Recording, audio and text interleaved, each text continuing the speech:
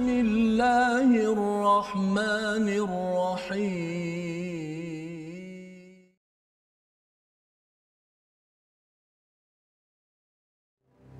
أعوذ بالله من الشيطان الرجيم.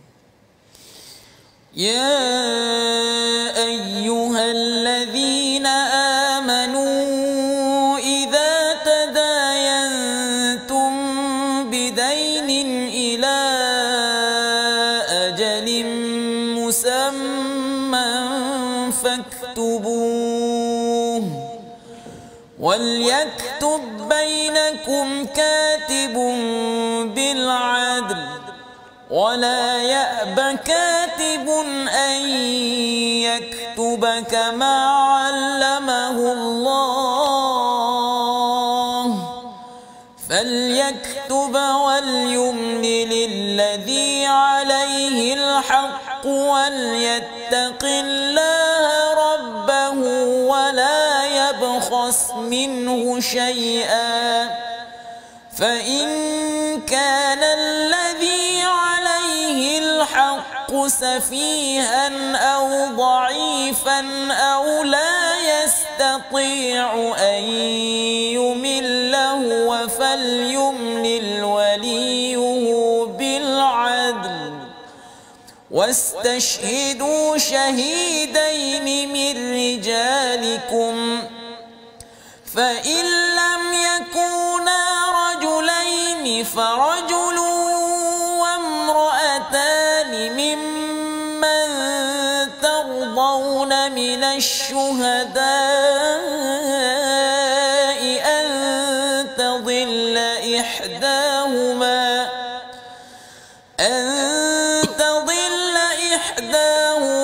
فتذكر إحداهما الأخرى ولا يأبى الشهداء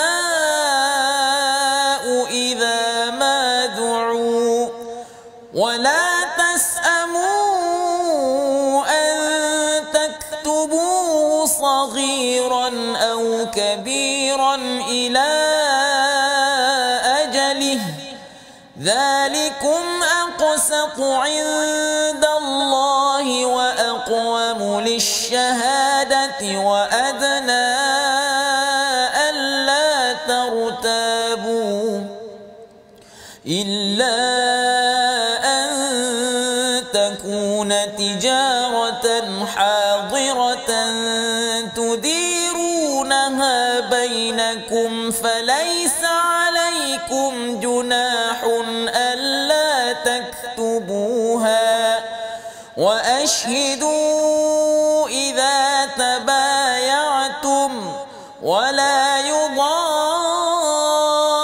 يضار كاتب ولا شهيد وإن تفعلوا فإنه فسوق بكم واتقوا الله ويعلمكم الله والله بكل شيء عليم صدق الله العظيم.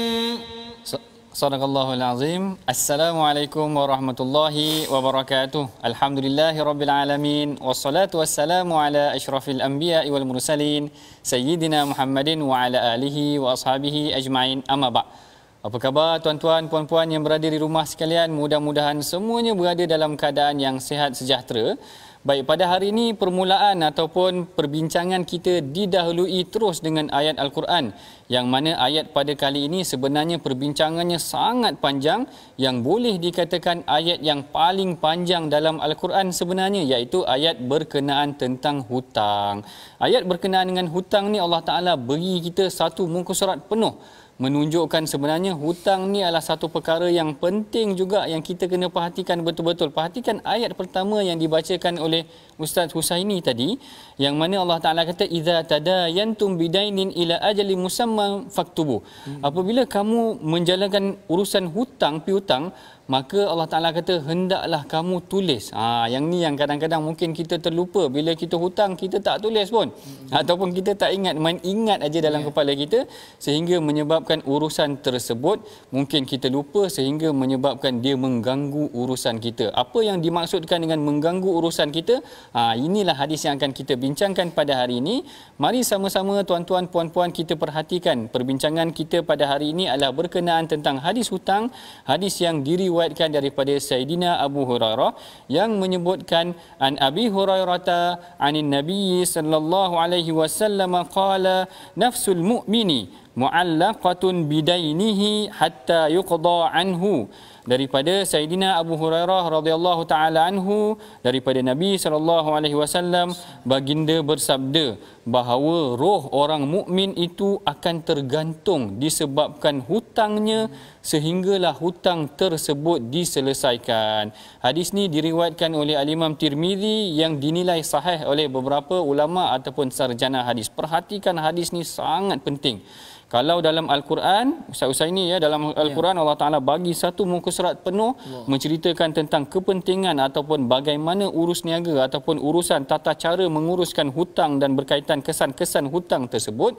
Maka dalam hadis Rasulullah memberikan kepada kita satu nasihat ataupun satu bimbingan bahawa sekiranya kita gagal menguruskan urusan hutang kita, dibimbangi roh kita akan tergantung. Lafaz hadis ni jelas, dia kata nafsul mu'mini mu'allaqatun, bahawa jiwa ataupun nyawa orang yang beriman itu akan tergantung hatta yuqda bidainihi, dengan disebabkan kerana hutangnya, hatta yuqda anhu, sehinggalah hutang tersebut diselesaikan. Sebab itulah kalau kita pernah biasa dengar solat jenazah Ustaz Husaini, bila ahli keluarga waris akan menyebutkan, dia kata tuan-tuan puan-puan, kalau ada ayah saya, pakcik saya, ibu saya yang berhutang dengan tuan-tuan puan-puan, sila tampil tunaikan. Sebab kita bimbang Ustaz Husaini, perkara ni memang disebutkan secara sahih di dalam hadis Nabi yang menyebutkan roh orang yang beriman tu boleh tergantung disebabkan kerana hutang. Kalau dalam Quran Allah Taala cerita satu muka terus, dalam hadis Rasul memberikan satu peringatan bahawa urusan hutang mesti diselesaikan. Perbincangan yang selanjutnya selepas daripada ini, jangan ke mana-mana. My Hadis Time, Rasulullah Suri Teladan.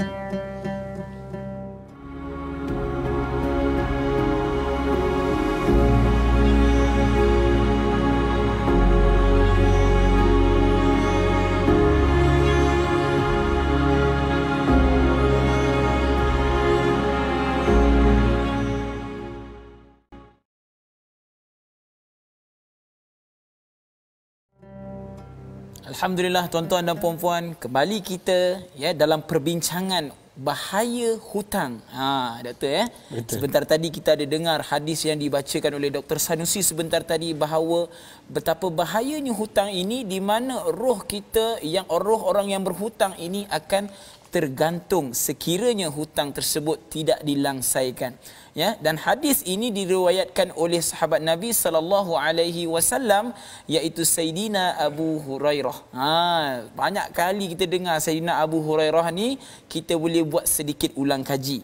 Di mana Sayyidina Abu Hurairah ini, di mana ada wasiat yang disampaikan oleh Nabi, iaitu ada 3 perkara. Kita, kalau tuan-tuan dan puan-puan ada di rumah, mungkin boleh catat sikit. Yang pertama antara wasiatnya ialah, wasiat Nabi kepada Sayyidina Abu Hurairah ialah berpuasa 3 hari setiap bulan. Yang keduanya adalah jangan tinggalkan solat duha. Dan yang ketiganya adalah tidur selepas solat witir. Ini wasiat yang disampaikan oleh Nabi SAW. Selain juga Abu Hurairah ini kuat beribadah, doktor Betul. Mungkin pernah doktor pun sebut Sayyidina Abu Hurairah ni 1/3 malamnya dia bangun, kemudian 1/3 malamnya dia mengejutkan pula ahli keluarganya. Betul. Betul. Baik, kalau tuan-tuan masih lagi ingat, perbincangan mengenai Abu Hurairah dah sangat banyak. Betul. Antaranya seperti mana yang disebutkan juga oleh Ustaz Husaini tadi tentang amalan-amalan dia rajin beribadah dan sebagainya. Maka pada hari ini kita akan tambah lagi 3 poin untuk tuan-tuan yang berada di rumah. Mari sama-sama kita perhatikan apakah poin yang baru mengenai tentang Sayyidina Abu Hurairah, iaitu beliau adalah seorang yang dikatakan rajin menyampaikan dakwah sehingga menyampaikan dakwah di pasar. Yang kedua, beliau berpesan agar berpegang dengan peninggalan Rasulullah sallallahu alaihi wasallam. Dan yang ketiga, beliau pernah dikepung bersama dengan Saidina Uthman ketika berlakunya saat pemberontakan. Poin yang pertama tu adalah poin yang agak menarik juga, sebab kisah dia agak boleh dikatakan agak lucu jugalah kalau saya baca kisah dia Ustaz ini, yang mana Abu Hurairah ni pernah duduk satu ketika di pasar. Dia duduk di pasar dan dia berkata kepada manusia, "Wahai manusia, sesungguhnya Rasulullah telah meninggalkan miras, telah meninggalkan harta pusakanya di Masjid Nabi. Marilah sama-sama kita pergi ke Masjid Nabi." Jadi ada beberapa orang lelaki bergegas ke Masjid Nabi nak mendapatkan harta pusaka daripada Rasulullah tadi. Bila sampai di masjid, mereka tengok, tak ada apa-apa. Tak ada apa-apa. Lalu dia pergi balik kepada Abu Hurairah, dia tanya kepada Abu Hurairah, "Tak ada apa yang kami dapati daripada harta pusaka tersebut?" Lalu Abu Hurairah kata, "Ketika kamu sampai di masjid tadi, apa yang kamu dapati?" Jadi mereka berkata, "Kami dapati orang sedang salat, kemudian orang sedang baca Quran, kemudian ada orang sedang menyampaikan pengisian tentang halal dan haram." Jadi Saidina Abu Hurairah kata, itulah dia pusaka Nabi yang paling berharga, iaitu Al-Quran, amalan-amalan yang saleh itu, dan juga peringatan tentang halal dan haram, iaitu Al-Quran dan sunnah itu tadi. Jadi terkesimalah orang-orang yang mendengar itu juga menceritakan bagaimana Saidina Abu Hurairah, dia bukan sahaja menyampaikan dakwah tu, bahkan menyampaikan mesej yang sangat tersirat, memahamkan masyarakat bahawa peninggalan yang paling penting tentang Rasulullah ataupun yang ditinggalkan oleh Rasulullah SAW adalah daripada Al-Quran dan Sunnah. Baik, kita masuk seterusnya kepada perbincangan kita mengenai hutang. Kalau kita tengok tadi, lafaz hadis menyebutkan tentang nafsul mu'min ataupun jiwa orang yang beriman itu mu'allaqatun bidainihi, tergantung disebabkan kerana hutangnya. Apa yang dimaksudkan dengan tergantung tu tadi? Yang ni kita bincangkan di sini, iaitu seperti mana yang disebutkan oleh Al-Imam Suyuti, yang dikatakan roh tergantung itu adalah roh ni terkurung sehingga urusan hutangnya selesai. Namun Al-Imam Iraqi pula memberi pandangan yang lain, iaitu dia kata roh ini maksudnya adalah urusan-urusan berkaitan tentang rohnya itu akan dihentikan ataupun terhenti seketika. Dia kata amruha mauqufun, iaitu urusan rohnya itu terhenti seketika. La hukma laha binajatin wala halak, maknanya rohnya tidaklah dihukumkan sebagai berjaya ataupun binasa, tetapi hatta yang zuru hal yaqdi alaihi bidainihi, iaitu hendaklah diuruskan dahulu urusan hutangnya sehinggalah boleh diuruskan urusan-urusan yang berkaitan dengan urusan rohnya itu tadi. Masya Allah, maknanya perbincangan mengenai roh ni ataupun hutang ni bukan main-main sebenarnya tuan-tuan. Maknanya kita kena perhatikan betul-betul ataupun kita kena tengok betul-betul urusan hutang kita tadi. Sehingga kan dalam hadis yang lain sebenarnya tuan-tuan, Rasulullah menggambarkan even sekalipun orang yang mati syahid tu pun dia boleh diampunkan dosanya seluruhnya melainkan hutang. Maknanya urusan dengan manusia akan tergantung sehinggalah kita selesaikan dia. Yang ni disebutkan dalam hadis, yaghfirullahu lisyahid kullu dhanbin illa ad-dain. Allah Taala berupaya menghapuskan seluruh dosa orang yang mati syahid ini melainkan dosa ataupun penangguhan mereka terhadap hutang. Yang ni juga kena hati-hati. Yang ni adalah mengenai tentang urusan hutang. Ustaz-ustaz ini jangan kita ambil ringan, sehingga Rasulullah SAW berpesan banyak kali ataupun sebenarnya dalam banyak hadis. Kalau ikutkan sebenarnya orang mati syahid ni orang yang maknanya dosa dia dah diampunkan. Betul. Ataupun dia berada di kedudukan yang tinggi. Dia sebabnya kalau hutang itu dia urusannya dengan manusia. Betul. Jadi urusan dengan manusia perlu diselesaikan dengan manusia. Betul. Betul ya. Kalau dosa dengan Allah Taala, maknanya Allah Taala boleh ampunkan dosa kita. Tapi kebimbangan kita dosa dengan manusia, menzalimi orang tertentu, melupakan hak orang tertentu, menyebabkan kita bimbang nanti perkara ini akan mengganggu urusan roh kita ataupun mengganggu urusan kita di hari akhirat, sehingga menyebabkan urusan kita tergantung, roh kita tergantung seperti yang disebutkan dalam hadis. Baik, perbincangan selanjutnya kita akan teruskan lagi selepas ini. Jangan ke mana-mana. My Hadis Time, Rasulullah Suri Teladan.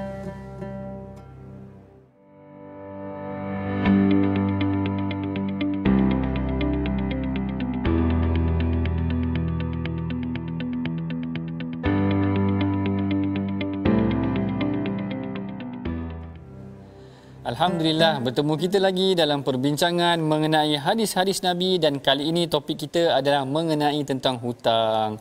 Hutang ni kalau kita bacakan tadi daripada ayat Al-Quran, Allah Ta'ala cerita satu muka surat penuh tentang isu hutang sahaja, sehingga Allah Ta'ala berpesan kepada kita agar menuliskan hutang yang kita buat kepada orang agar kita tak lupa. Dalam hadis pula Rasulullah menegaskan bahawa orang yang berhutang ni Allah Ta'ala boleh menghapuskan seluruh dosanya melainkan hutangnya, dan yang ketiganya hadis yang kita bincangkan paling utama mengenai tentang roh orang yang berhutang ini boleh menyebabkan rohnya tergantung sehinggalah urusan hutangnya selesai. Baik, kalau kita tengok isu semasa pula hari ini Ustaz Husaini hari ni Ustaz Husaini ingat tak Ustaz Husaini hutang saya? Saya hutang apa Belanja makan ke? Tengok buat lupa. Baik. Sebenarnya tuan-tuan puan-puan, hari ni kadang-kadang banyak berlaku. Kita dah hutang kat orang, kita buat lupa. Betul. Macam mana tu Ustaz Husaini? Bolehkah kita buat lupa hutang? Maknanya Dr. Sanusi punya sketsa tu tadi Doktor ada sketsa. Sketsa tu mengatakan orang yang berhutang itu seakan-akan tidak berhutang kepada si pemiutang. Bahkan si pemiutang itu sebenarnya seakan-akan seperti pengemis pula. Allah. Minta balik hak dia, kan? Walaupun kata kadang-kadang tu first minta macam mikir pelan-pelan lah kan. Tapi yang si penghutang macam buat dek je kan. Jadi lama-lama dia jadi macam jadi geram lah. Kan, jadi geram dan sepatutnya benda ni tak boleh terjadi, ya, sebabnya perlu ada tolak ansur di antara satu sama lain. Sebab itu yang seperti mana doktor sebutkan tadi dalam ayat Al-Quran tu, dia kata perlu ditulis kalau ada hutang. Betul. Kalau perlu ada alamat sekali. Masya-Allah. Kalau musim orang kata sekarang ni doktor. Ya, sebab apa sekarang ni macam-macam doktor. Betul, ya, betul. Kita nak tengok hal-hal macam tu yang apalah semua tu doktor ya. Okey, saya ada satu soalan tambahan Ustaz Husaini. Bahayalah doktor. Katakan kalau seseorang tu berhutang dengan kita. Dia dah meninggal. Kalau kita tak halalkan tu, bolehkah kita tak halalkan, ataupun apakah berdosa orang tu tak halalkan sedangkan tu hak kita? Macam mana Ustaz Husaini? Boleh tak dia nak tak halalkan macam tu? Ya, kalau begitu perlu dicari warisnya. Warisnya maksud dia sebab itulah perlu ada dalam orang kata apa kematian dan sebagainya, ahli keluarga itu perlu orang kata berjumpalah warisnya untuk menyelesaikan hutang si mati itu. Baik. Yang ni sebenarnya kalau kita tengok kadang-kadang memang berlaku sebab dia geram sangat. Dia geram sangat, dah bagi hutang banyak, tiba-tiba orang tu buat tak tahu, tiba-tiba Allah Taala takdirkan dia tak dapat berjumpa dengan orang tersebut. Jadi boleh tak sebenarnya orang tu tak halalkan? Yang ni saya kira ada dua aspek. Yang pertamanya adalah dari aspek hak. Hak orang yang memberi hutang tu sebenarnya memang hak dia, sama ada dia nak halalkan ataupun tidak halalkan. Kalau dia halalkan, dia dapat pahala di sisi Allah Taala kerana dia memberikan sumbangan kepada sahabat dia yang memerlukan. Dan sekiranya kalau dia tidak halalkan pun, sebenarnya pada pandangan saya sebenarnya itu hak dia kerana dia telah memberikan. Cuma kita memberikan nasihat yang sebaik mungkin, kalau boleh dihalalkan adalah lebih baik. Kalau tak halalkan, nanti mereka akan bertemu di sisi Allah Taala, masing-masing akan berhujah di hadapan Allah Taala kerana hak dia masih lagi ada. Maknanya dia akan berhadapan dengan Allah Taala dan dia akan menuntut di sisi Allah Taala bahawa si fulan pernah berhutang dengan aku. Maknanya hak aku masih lagi sedang diambil ataupun sedemikian. Jadi kalau boleh sebenarnya kita nasihatkan juga, kalau boleh dihalalkan, alangkah yang itulah yang terbaik. Maknanya sekurang-kurangnya kita meluruskan silaturahim kita, bahkan kita mendapat pahala yang lebih. Maknanya hutang tu di hari akhirat kelak, duit tu dah tak berguna dah. Yalah. Yang paling penting adalah amalan kita. Betul. Kan, maknanya apa yang akan kita bawa di hari akhirat kelak. Masya-Allah, sebenarnya perbincangan ni boleh diteruskan lagi. Tapi masa mencemburui kita. Ustaz ini masa. Kalau ingatkan boleh bergaduh dengan doktor ni kalau itu ada sikit lagi saya nak gaduh dengan saya sini. Okey. Tapi tak mengapa, kita telah pun hampir sampai ke penghujung rancangan. Mari sama-sama kita bacakan resolusi yang kita boleh pelajari daripada hari ini, iaitu yang pertama, kita janganlah bertangguh-tangguh untuk membayar hutang, dan yang kedua, kita hendaklah merekodkan segala hutang yang ada agar kita tidak terlupa melangsaikannya, dan yang ketiga, kita hendaklah sentiasa berpegang dengan peninggalan Rasulullah sallallahu alaihi wasallam. Baik, di penghujung rancangan ini seperti biasa saya menyuruh kepada tuan-tuan puan-puan agar marilah sama-sama kita menyumbang kepada tabung gerakan Al-Quran. Tabung yang akan kita gunakan untuk merancangkan lagi program pengajian Al-Quran dan hadis kita. Mudah-mudahan sumbangan tuan-tuan puan-puan dirahmati oleh Allah. Baik, kita telah pun sampai ke penghujung rancangan. Bagi mengakhiri pengajian kita pada hari ini, mari sama-sama kita memanjatkan doa, mudah-mudahan Allah Taala memudahkan urusan kita, selesai segala urusan kita, hutang-hutang kita dan sebagainya. Silakan Ustaz. Bismillahirrahmanirrahim. Alhamdulillahi rabbil alamin, wassalatu wassalamu ala asyrafil anbiya'i wal mursalin wa ala alihi wa sahbihi ajma'in. Ya Allah, ya Tuhan kami memohon kepadamu ya Allah. Kami sendiri tahu akan keadaan diri kami ini ya Allah. Mungkin ada di antara kami ini yang mempunyai hutang yang banyak ya Allah. maka itu ya Allah Engkau permudahkanlah segala urusan kami ya Allah. Ya Allah ya Tuhan kami, Engkau pertemukanlah kami dengan jalan penyelesaian ya Allah, untuk menyelesaikan segala hutang piutang kami ya Allah. Ya Allah ya Tuhan kami memohon kepadamu ya Allah agar diberikan tolak ansur kepada si pemiutang ya Allah, supaya kami dapat melangsaikan segala hutang kami ya Allah. Engkau Maha Pengasih lagi Maha Penyayang. Rabbana atina fid dunya hasanah wa fil akhirati hasanah wa qina adzaban nar. وصلى الله على سيدنا محمد وعلى آله وصحبه وسلم والحمد لله رب العالمين.